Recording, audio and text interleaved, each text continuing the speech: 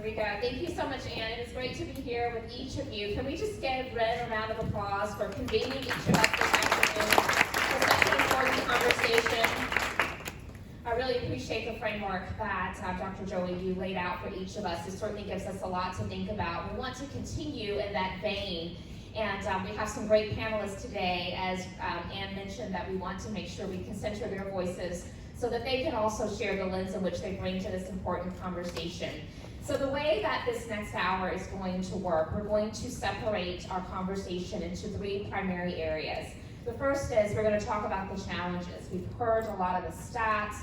I think that each of us have certainly been able to understand that this is a conversation that's very timely and is relevant. So we're going to unpack those challenges a little bit deeper, but then we're not just going to stay there. We can't just name the challenge and the problem without also being willing to get proximate to what are these solutions that's going to help us to be able to bring women back to the workforce at a high level in the same rate in which they have been leaving the workforce. And so we want to make sure we can bridge that gap. And then thirdly, there's going to be a call to action where each of you at your tables will have an opportunity to unpack some of the things that you're seeing within your respective organizations and some of the ideas that will find its way into a final document that Ren is going to pull together and to share back out with everyone so that we can have some actionable items to be thoughtful about as we go to the next level. So I want to give each one of our panelists an opportunity to introduce themselves. I will remind you that their full bios are in your programs, so I do encourage you to take a look there. But I'm going to ask each one to just take a moment to share their name, the organization in which they're representing today, the role that they play. But then most importantly, I want them to address the lens in which they show up to this conversation. And so we'll start first with Rickay Harris, and then we'll go straight down the line. I think if you just start talking a little, there you go. Yeah, there you go. Okay, so we'll start with you, Rickay. Thank you. All right, thank you. Good afternoon, everyone. My name is Rickay Harris. I'm the Senior HR Director at Milliken. I've been there for 17 years. I lead our talent acquisition team as well as our diversity, equity, and inclusion efforts.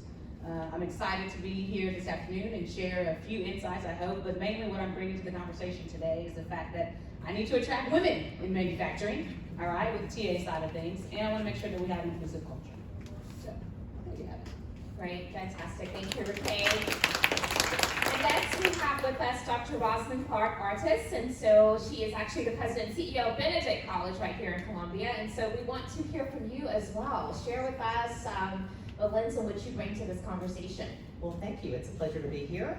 I bring two lenses, actually. The first is an employer lens. We are a diverse employer here in the city of Columbia and attracting talent from all over the world. About 60% of our workforce is comprised of women, and it would make me very, very proud if that number were a little bit higher. I also approach this from the standpoint of a minority supplier.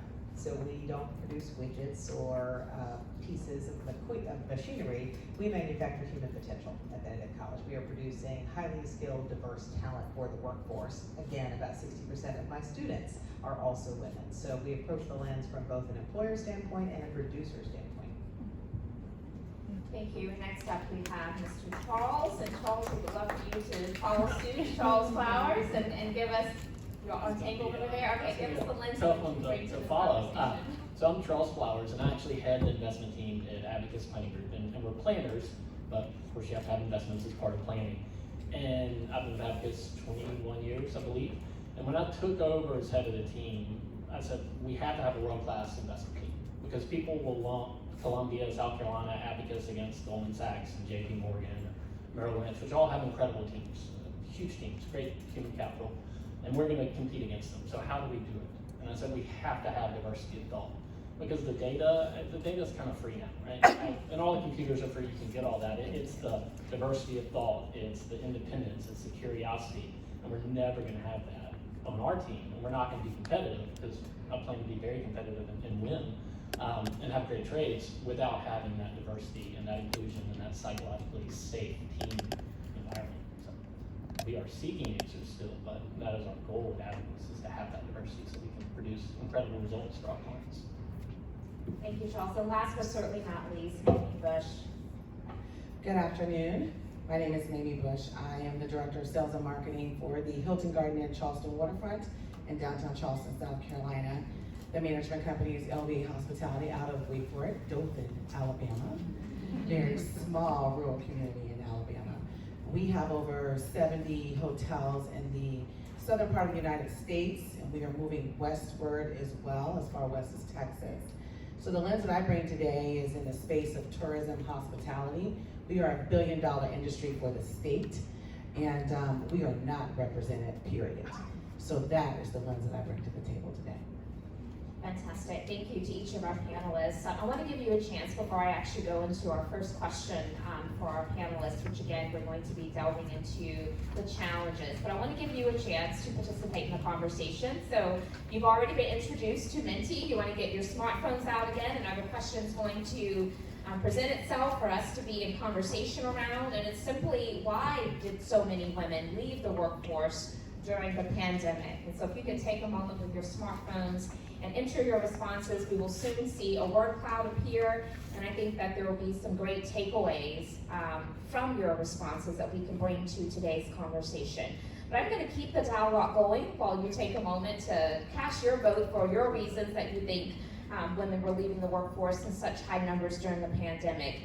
But let me just frame the questions for our panelists by sharing a couple quick high-level thoughts. And so as we heard from Dr. Joey, of course the pandemic, COVID-19, it stretched the national economy to a breaking point, and it caused unemployment to spike, especially among women. And we saw heavy emphasis in certain industries, including hospitality, healthcare, and I believe the third one that was mentioned was education.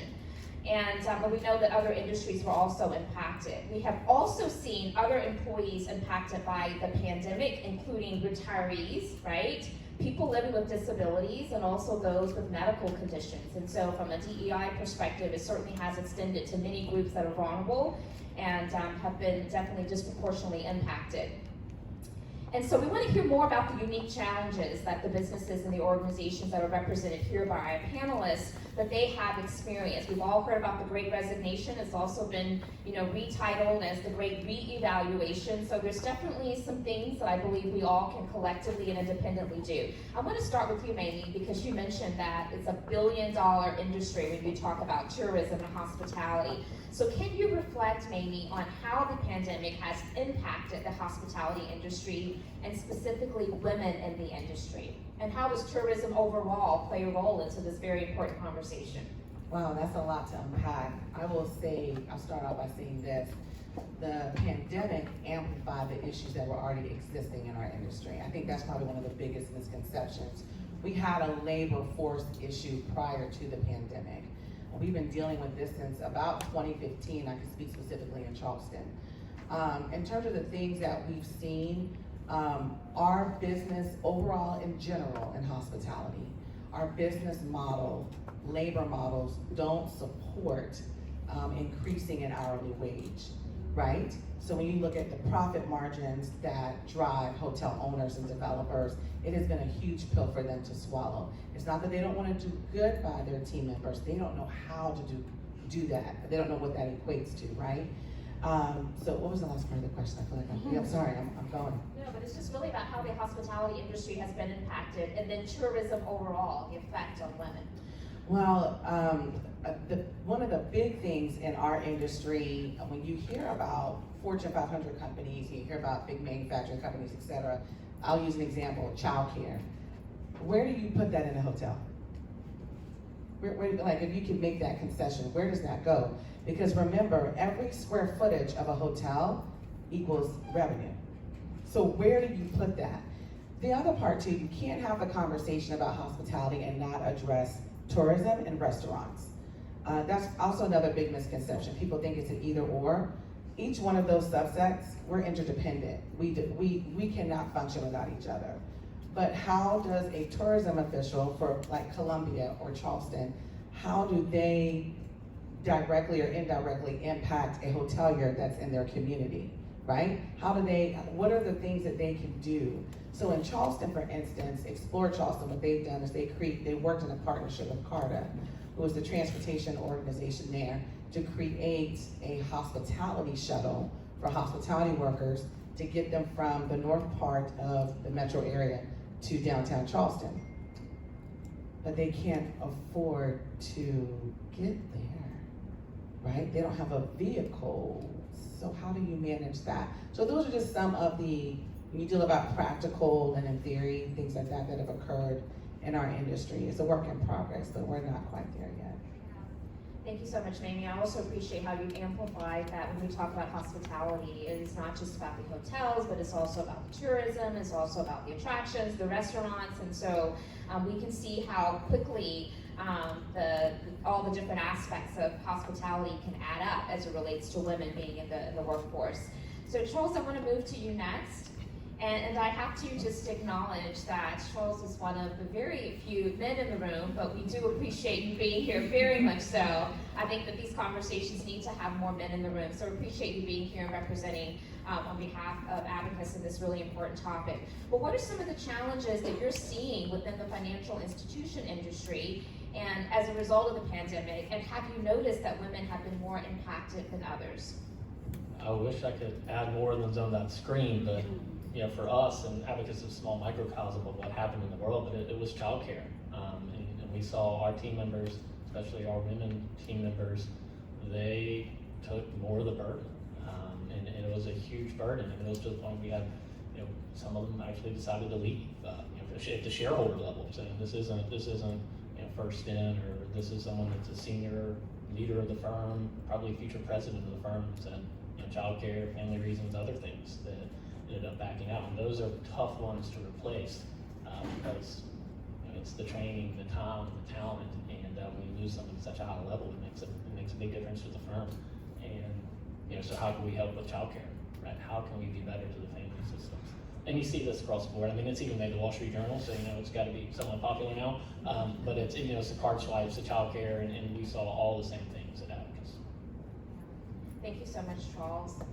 Dr. Artis, how has your workforce at Benedict College been impacted by the pandemic, and what are you hearing from your students, our workforce of the future, aspiring employees, about the challenges that they're facing as they prepare to enter the workforce? So, two wonderful questions. Our workforce has fundamentally reflected, to Joey's point, everything we saw on the screen. Certainly childcare became an issue, but secondarily, we had fewer needs for our employees. So it was a Herculean effort for us to retain our employees, which are majority women, in a moment where we didn't have students on campus, when we didn't have the greatest needs, no different than the hotel industry or anyone else. And so certainly childcare, comorbidities in minority communities, we are a historically Black college. As a result of that, many of our employees reflect the culture that we serve. And as a result of that, many were caring for elderly parents, many had comorbidities that caused fear and anxiety. And so we really saw those as secondary challenges to the child care and adult care. They're caring for older adults. As it relates to our students and really thinking about their anxieties preparing to go into the workforce, a couple of things really jump to mind for us. The demand seems to exist at the lowest levels of the organization. So service workers in the hospitality industry, food service industry, etc. Our students did not go to college to begin their careers as hourly employees in the service sector. Though that is a valuable and important sector, students do not incur the kinds of loan debt that they do to start off at those levels. So there is some anxiety that the demand seems to be for the lower paying jobs that don't necessarily require a college degree. Secondly, there's some anxiety associated with readiness to move into the workforce. They had interviewed on Zoom, their internships were converted to Zoom or virtual experiences in some other format, and so there's a little social anxiety associated with getting back on the horse, getting out there and really looking people face to face, eye to eye, and feeling ready. Their last few semesters were done by hybrid or online learning, and so I think there just is a lot of social anxiety, and not imposter syndrome, but am I ready? Am I really ready to get out there? And then finally, as the economy begins to contract, as we're on the tail end of this bull market and sort of all the prognosticators are suggesting that although South Carolina has been reasonably robust in terms of its economy, what does that mean for me as we think about gas prices and student loan payments coming due and all of those things? So will I be able to advocate for myself? In the earlier comments, we talked about it being a seller's market, that the employee really gets to drive demand. But if you are a 21-year-old college graduate, you don't even know what to ask for. So I think there's a lot of anxiety out there about readiness and about the ability to stand firm and say, this is the salary I command, these are the benefits I need for this to make sense for me. Well, that's great. Really astute points as we think about our students who are entering the workforce and all that they're carrying and holding about, that whole process of navigating that.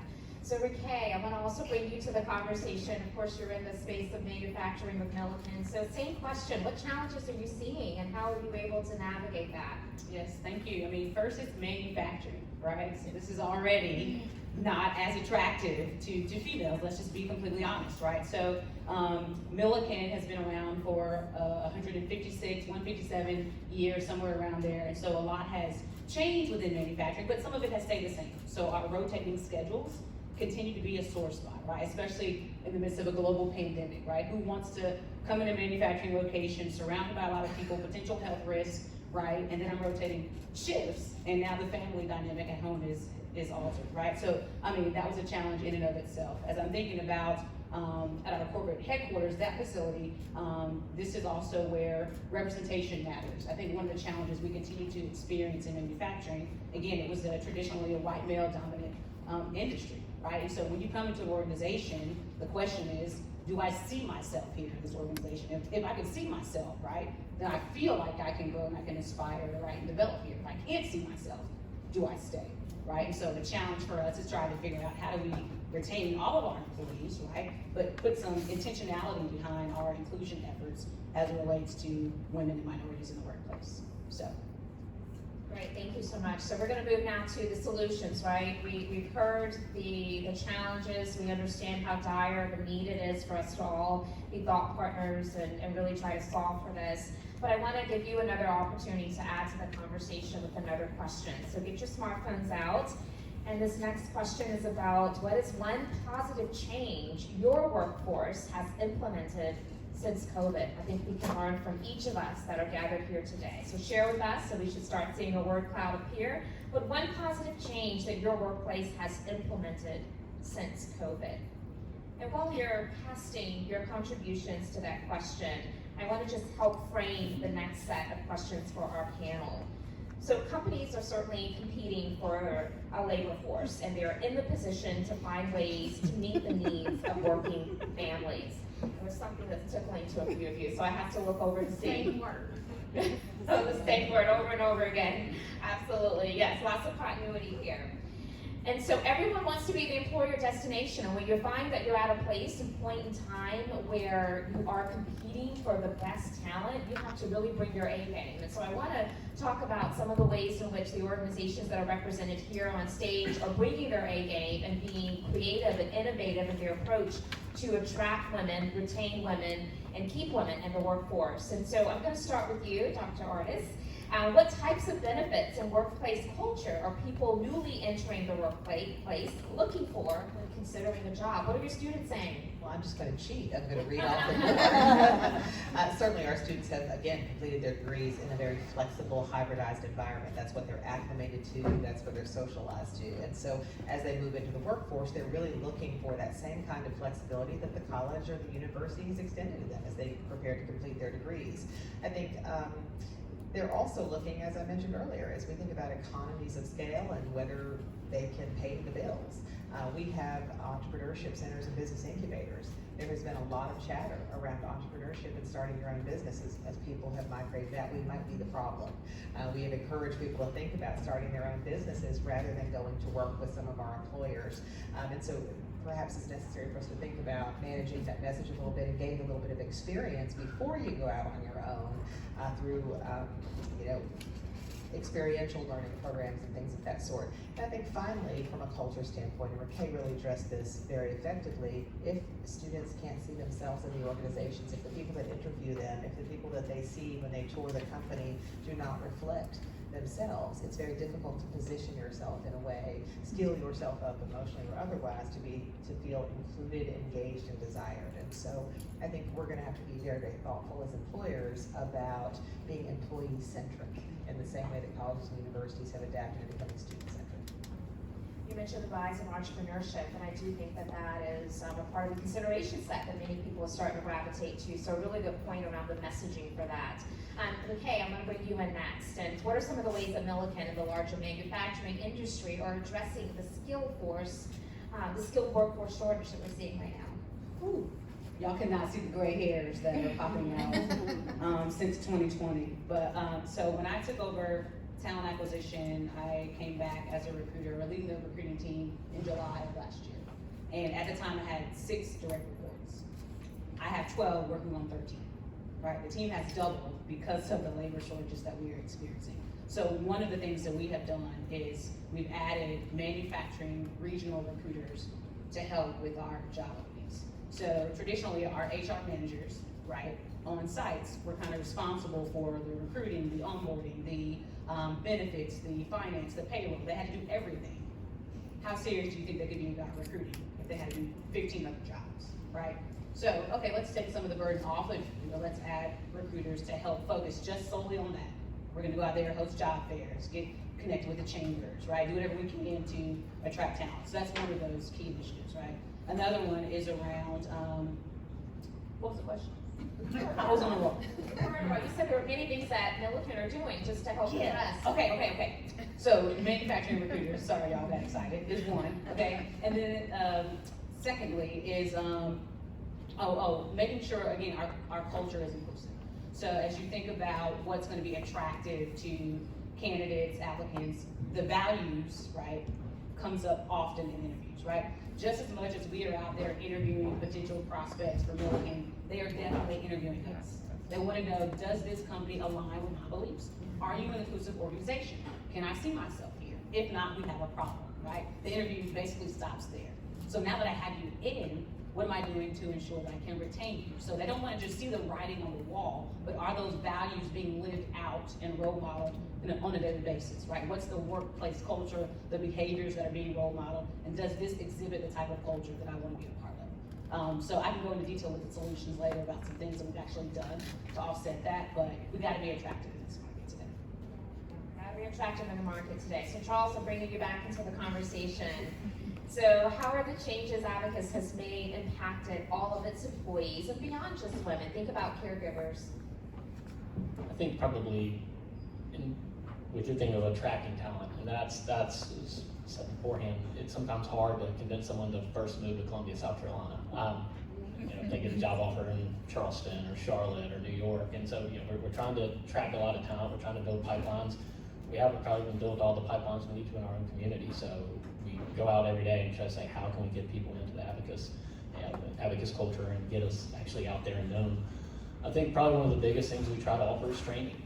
We spend a lot, probably 10 to 15% of our budget is on training, and everyone goes to training. Training is not just Charles and Cheryl, it's that whole table that's in here over there from Abacus, everybody goes.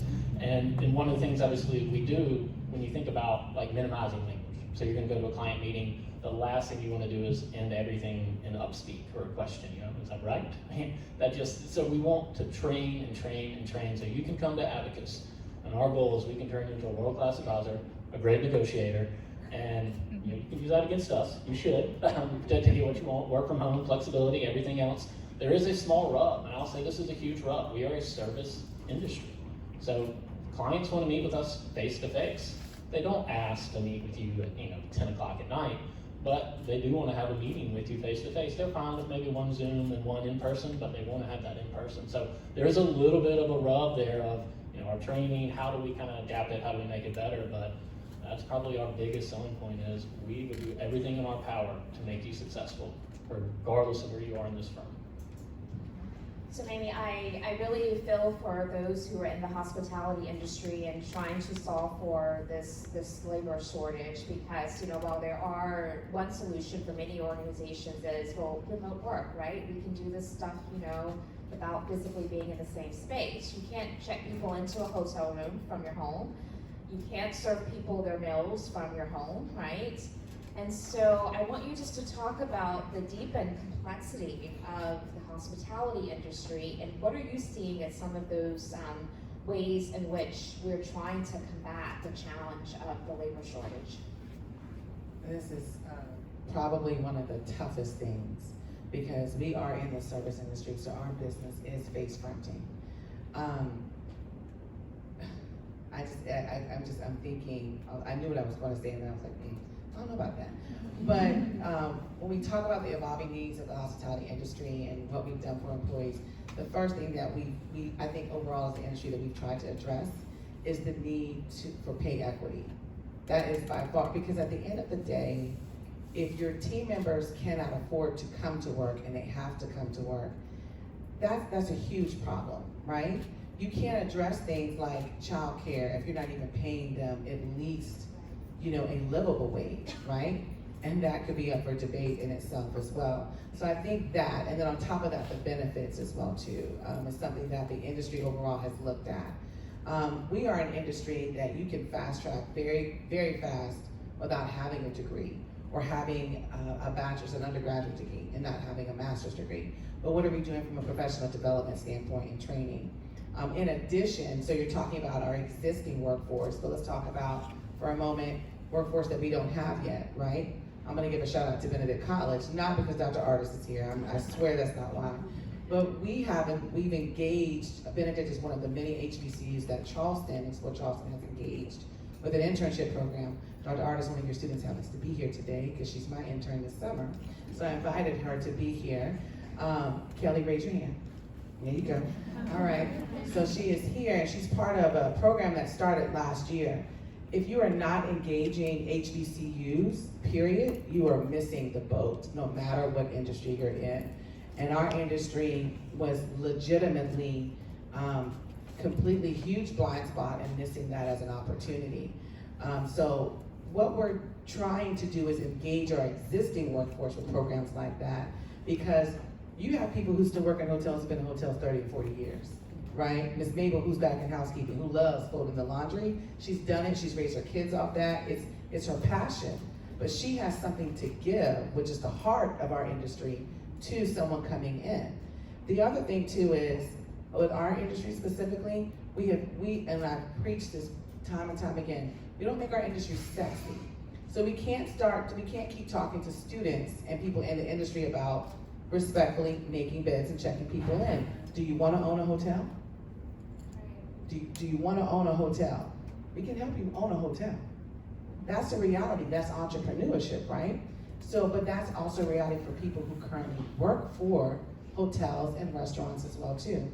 So there are some people, you're trying to do the best that you can. It's not perfect, it is a slow progression, I think, in our industry overall.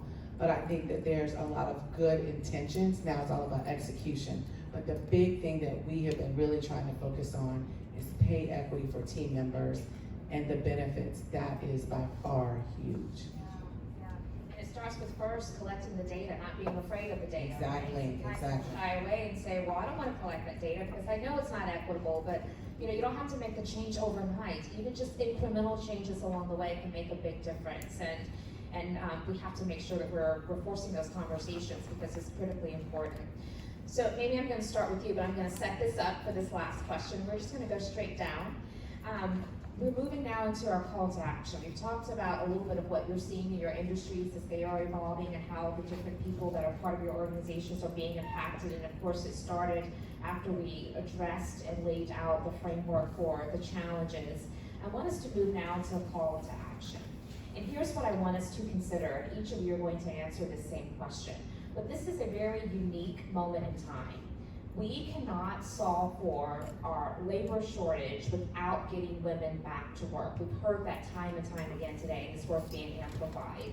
What we can be doing now to help employers get talent they need, to help women achieve better working conditions they need and deserve, and achieve a win-win for all. We're gonna have to look at it in that regard.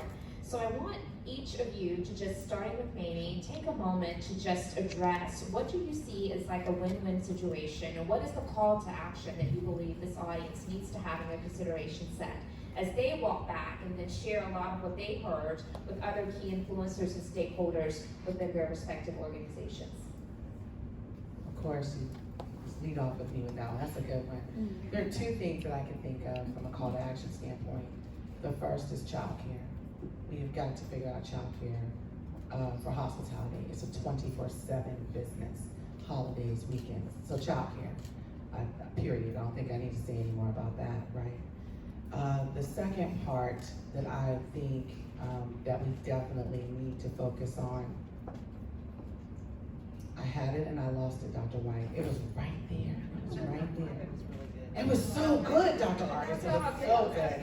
I was setting it I up want you too. to keep thinking, we're gonna be Okay. positive, it's gonna come back. It's coming back, okay, and if I interject any one of y'all, I apologize. Okay, I'm gonna be quiet It's for a gonna minute. be good, so we're gonna come back to Okay. you, okay? Okay, Charles. Maybe I can bring it back for you. Okay, thank you, thank you. So, I mean, I think for advocates or finance, first of all, and I go give a lot of presentations for 401ks, and I always say it's the future you. And the future you just needs you to set aside a little bit. The current you has to set aside a little bit for the future you. It's 1% changes, right? 1% changes, 1% changes, 1% changes. What can you do this 6 months, next 6 months, 1%? When I think of our industry or really advocates, it's two things. One, we have to get internships. This echoing what's been said up and down here, especially on the investment side, you need to know that you can be a world-class investment superstar. And whatever that story you have in your head, you come to advocates and we can change it because you can do this. But it's the 1%, and I think it really, for us, it starts with those internships. How can we get our pipeline big enough so that people can say, you know, that hands down, I see myself sitting up on this stage in 15 years, 10 years, let's make it even faster, and I'm gonna run Advocates Planning Group, and I'm gonna run the investment team Advocates Planning Group. So if you can set aside the future, if the current you can set aside 1% every 6 months for the future you, you'll be amazed at the change that you can have. Okay, it came back to me. Isn't that amazing? There you go, thank you, you were right.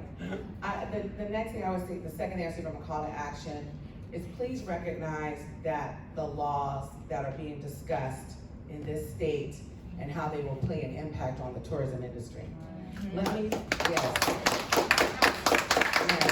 Thank you. I cannot stress enough that the tourism in this state, which includes the hospitality industry and restaurant industry, will not survive, specifically women of color, will not survive if we go through another boycott like we did with the NAACP. We are on the brink of that, and no one is talking about that with these laws that are being discussed in the State House, and it's not the NAACP, respectfully. And that's not a bad thing. What I'm saying is, you're talking about industries that want to move to the state, that are making decisions to not move to the state because of the laws. And some of those industries, I serve on the board for the Chamber in Charleston, so I can speak to that, but some of those industries have DE&I initiatives written already in their organizations, and we are lacking in that as a state. Wake up. It is, if we go through a boycott of tourism in this state, we will not survive. The restaurants we eat at, the attractions you go to, the International African American Museum, which is scheduled to open in August, it will not survive. We have got to wake up because the things that are being discussed in the State House are going to have lasting impacts on us in tourism and hospitality. That was the last thing.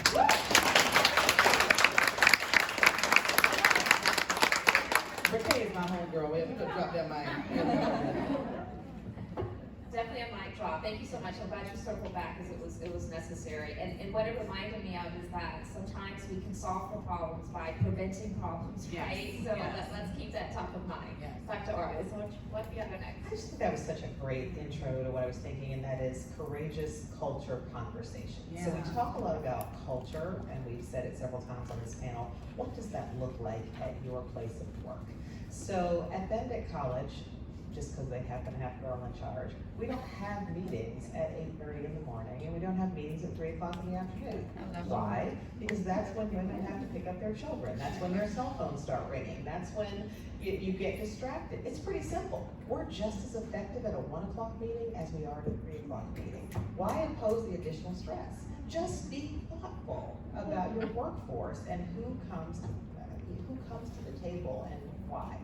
I think we could solve so many of the problems if we're just intuitive about people's needs and recognizing what our workforce looks like. And so as we begin to structure, sometimes I think the benefits for men are just as important as the benefits for women, right? So we talk about maternity leave. I like maternity leave. You stay home with the baby. I gotta get back to work. I mean, I think we have to have some equity in this conversation, and I think the messages we send when we're having conversations, and since I host a lot of career fairs, I can be pretty candid about this. So you send your one black person to Benedict, and you trick my kids into thinking there's a whole bunch of black people there, and there's not. So you should probably say, we're not very diverse, and that's why I need you. I really want you to join our team because we're really trying hard to diversify our organization. Poke the elephant. Just tell the truth so that people aren't stunned when they get there, because that creates the beginning of courageous conversations that lead to meaningful change. Whether we're talking about race or sex or sexual orientation or whatever the case may be, just be honest and candid with people. That's all they really want. It's not as hard to make it. There's a mic drop, thank you. Yes, not a mic drop. Okay, we're ready for your mic drop, okay? Bring us home. Right now, I'm looking at Betsy like, can we get that 8:30? Write that down. Or I'm coming to Benedict. I said, Milligan proud, okay? Okay, so two things. So one, I would say representation. I know I've continued to say this, I'm gonna harp on it forever, but I'm proud of Milligan right now, right? So we have the most diverse C-suite executive team we've ever had in the history of the company. I have 4 women, well 3 now, 1 retired, but I had 4 women this year on the C-suite, on the SLT team, right? That's huge. Round of applause, there you go, make some noise for that, right? Again, can you see yourself in our organization, right? And then as far as representation, when we go out to recruit and target students or, other candidates, et cetera, what's the makeup of that interview team look like? Right? Can they see myself? Can I see myself again on your interview panel?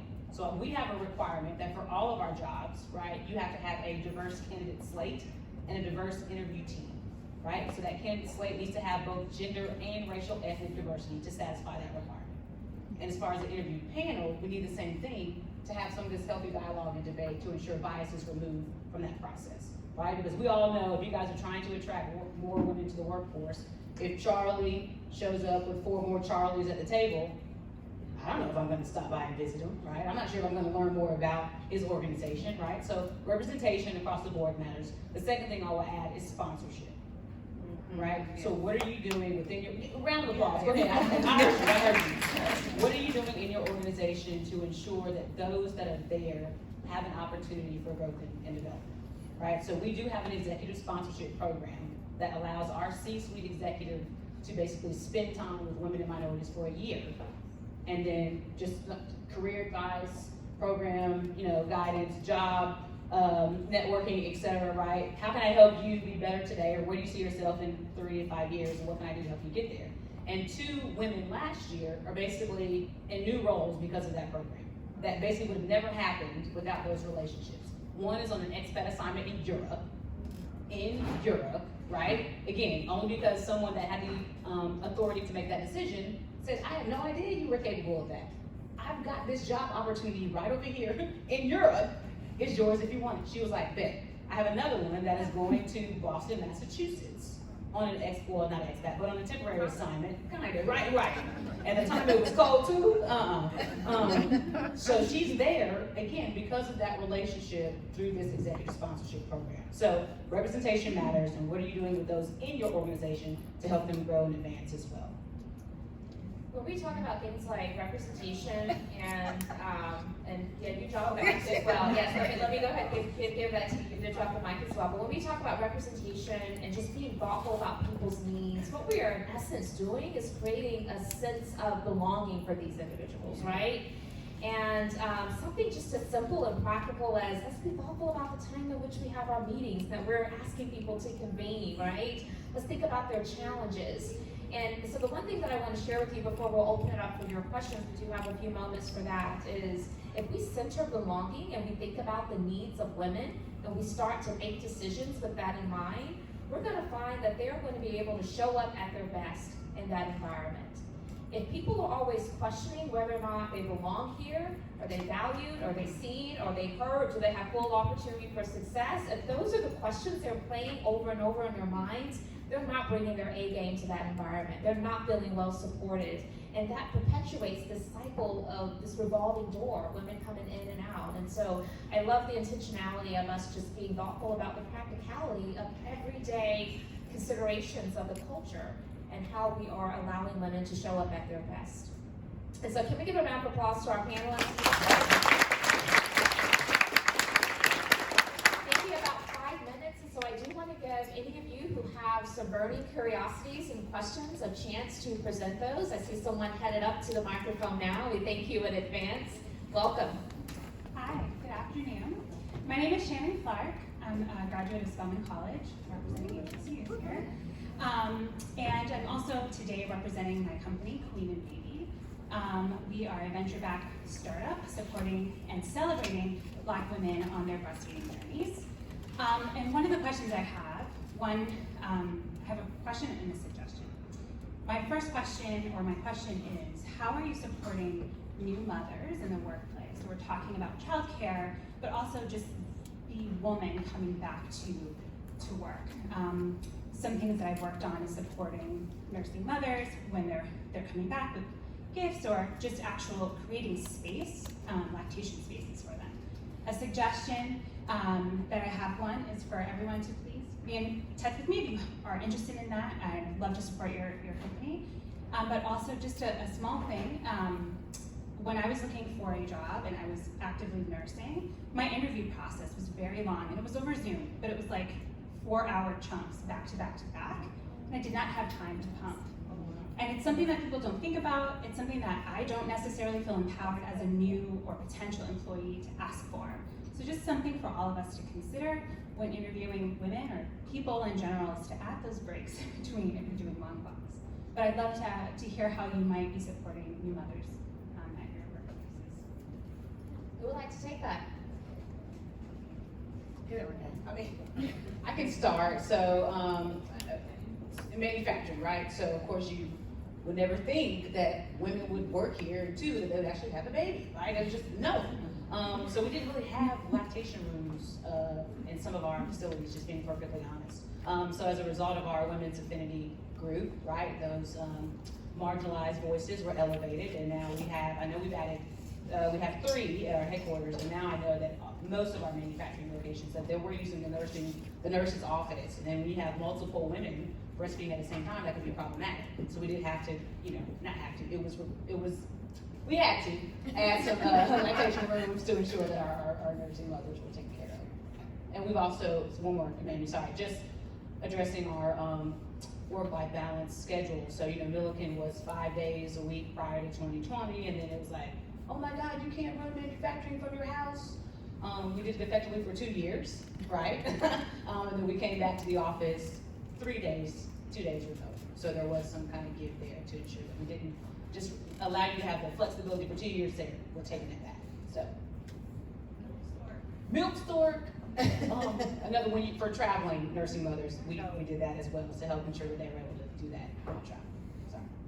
Good job. We haven't, as I can speak to the company that I work for, I don't want to say oddly enough, but that's not come up a lot. We got to come up more with our clients who actually are hosting conferences and groups at the hotel. So we give them a compliment to handle their business. At the end of the day, that's what it's about. We're in the service industry, so we do that as well. But I'm actually going to take that back to our COO, because I don't think that's been considered. And bless you for being on a 4-hour Zoom for an interview. I couldn't do that. But yeah, that seems real brutal to me. Sorry if the employer's in the room, but it just seems real brutal. I appreciate your commentary. So I have a small organization, but I do want to give you another example of where I feel like employers can lean in and really try to provide that level of support. I had a new mom that was returning back to work, and we know how childcare works. Sometimes the timing does not line up perfectly. And so the week that she was returning to work, we had an off-site staff retreat, and I have a remote work organization, so I had to fly all of my staff into one central location. And she shared with me that she was considering having her mom to tag along so that she could be able to nurse, and that the childcare wasn't open yet too. And I agreed to pay for the mom to come as well. She was going to put that out of pocket, and I thought, if you're making the sacrifice to be able to be with us on this week, let me at least make lessen the burden for you by being able to have your mom come along so that she can watch your daughter while you are going back and forth to be able to nurse. And so again, just simple considerations. But I love the fact that you amplified the need for us to be thoughtful about if we do engage in 4-hour interviews, let's consider that. Let's consider the moms. Even if you're not a mom, you need a bio break, right? Yeah. So thank you. Thanks so much for sharing. Any other questions? Yes, thank you. All right, good afternoon, everyone. My name is Jasmine Guest, and I am the Assistant Director of an initiative called Connect Spartanburg in the Upstate. Raquel, it's so nice to see you there, as well as Nika. My question back to Raquel was on sponsorships. I see a lot in the community as well as in South Carolina, the basis on mentorships, but a lack of sponsorships. I saw something on LinkedIn, an article that women are less likely to receive sponsorships as well as more that women of color. So how can we advocate for that and find those particular individuals that are willing to kind of stick their neck out for women of color, just women that are more, under advantage of getting that opportunity? So. Yeah, no, great question. I mean, it was a mandatory part of the program. So for Milliken, we basically looked at our high-performing women and minorities across the organization, and I got my CEO's approval. He said, I got your back, okay? My team, -1, we're all gonna be sponsor mentors. You find the people, I'll tell them how to do their job. And so that's what we've done. So we've had 1 year, we're in our second year right now, right? 34 the first year, 31 this year. I had the stats, but basically out of those 65 associates, well, the first cohort, 31, 34, like half of those are in different jobs today, right? Either new role or expanded capacity in their current role. The senior leaders are like, whoa, I never knew this about so-and-so in the organization. The relationships are building and growing. So I look for that to continue with the next, several years. So it is a mandatory requirement if you are a C-suite executive at Milliken. Awesome, thank you. Thank you. I just want to touch on one element of that question, and that is finding your voice to ask for sponsorship. Closed mouths don't get fed, right? We really have to empower young women, particularly young women of color, to step up and say, to what extent does this company support professional development? To what extent will I have access to senior level managers? Do you support continuing education on an annualized basis, and what will I be entitled to participate in during that? You have to ask those questions, because once you've accepted the job, all bets are off. It's a lot tougher once you come in. And so I think if you're going to have an organization that is not going to be receptive and open, better to figure that out during the interview than to figure it out when you're miserable a year into the job trying to figure out how to transition. And so finding voice is just really important. It's something we spend some time with at Benedict, and I hope that all the organizations represented here are doing that, right? I would actually say that that's one where at Abacus, every team member has a shareholder. So you have, it doesn't matter where you are at the firm, even the intern, the summer intern gets a shareholder and a shareholder walk. So it's not that, shareholder can just blow you off and say, I've got phone calls. They are gonna go out. I mean, I may call mine, take a walk if they want to, they don't have to. But it's get out of the office. Here's your chance to ask questions, or just go to a conference room so you don't have the whole pressure of that. And every shareholder does it different. So we got a lot of walkers, we got some people, some lunches, but having that access to ask those questions. And then you also get someone that may be a few years ahead of you at Abacus. It's kind of also like your little guide. So between the two, we're hoping that you have a safe place. And our goal, of course, would be where you always do it that way, but immediately have access to the leadership of the firm. I want to add to that, something that Raquel pointed out. It's a top down, right? So her CEO said, this is what it is. So in my organization, our CEO said, no, the DEI committee, it is. Mamie is chairing that, it is. We're having an intern, it is. The program is outlined, it is. So like the program that we have outlined, our intern every Friday has a lunch and learn with a C-suite person in our organization. First that it's ever time that it's ever been done. And they are all ready and eager, right? So for those of us who are in, let me just say that, because I remember not being in, and I still feel like there are times I'm not in. But if you are a woman and you are in, or a man and you are in, you have a responsibility to pay it forward and to touch back. To whom much is given, much is required. And so at the end of the day, I am responsible to my intern. I am personally responsible for her success. And so at the end of the day, I have to, and my team as well, I have 3 women who work for me as well. I'm responsible for their success. I take that very serious. So you can advocate for them as well, because to Dr. Artis's point, you may not have that voice yet, but if you also see someone else doing it, you have a tendency to pick up on that as well too. So if you are in it in whatever capacity, you have a responsibility to pay it forward. Absolutely, lift as you climb. Thank you for your question, Jasmine. So we have time for one final question, and Michelle, you're up, so present your question, please. Very good, thank you. This is a great conversation. My name is Michelle Harrison. Women in the workforce is a very special topic to me, so much so that I started a company based on that, women returning to the workforce. I've been in a lot of these organizations, in and out of them. Very, very few of them are really willing to put aside resources. So I really wanted to get a little more specific about any of the organizations that, are you really putting aside resources that are needed to focus on women in the workforce? So that's one part of the question. And another part is for Charles. Investing is really different for women.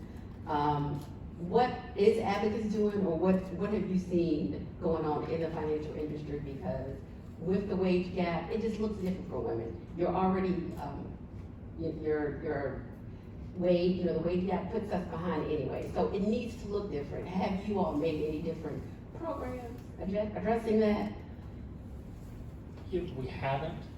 Obviously, that's something when you do, I guess, in terms of resources, are we serious about the training? I'd love for you to go get the younger team members and say, does Abacus seem serious about training? Then the other thing that we have is, and as a leader, we have to make it alive, and I think that we do. Of course, I'm maybe biased, but we have a leadership pipeline. Level 1, level 2, level 3. Here's the skills, here's the resources, here's some people you can come talk to, and if you find someone that's better, we'll pay for it. I mean, we're very, very serious about that. So when a team member comes, they're on a shareholder walk, we tell them, bring your leadership pipeline. And they say, well, I want to be level 3. I want you to be level 3. That's my job, for you to get to level 3. So we spend, like I said, and when it shows up in our budget, we always try to show our numbers. But in terms of investing differently, we haven't dug into that at all. That's a good question. Something needs to be done. I would say in the hospitality industry, until women are fully at the board table, no.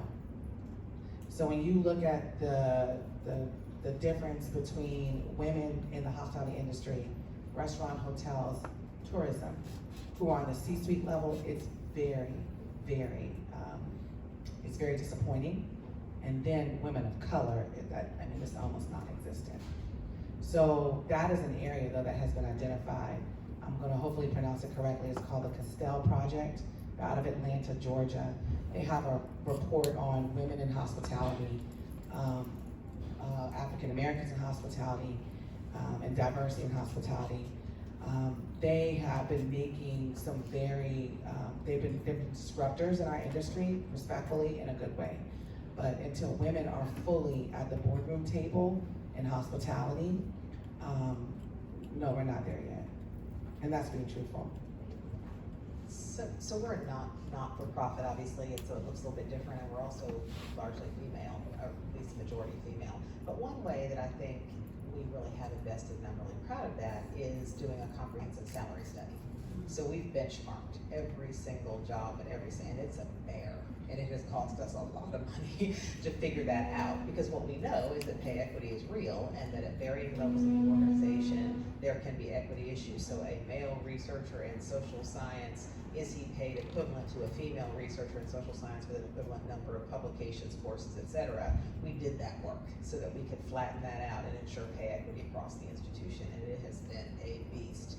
But for us, it's going to be, just because of the variation, again, a researcher versus teaching faculty and disciplines are so different.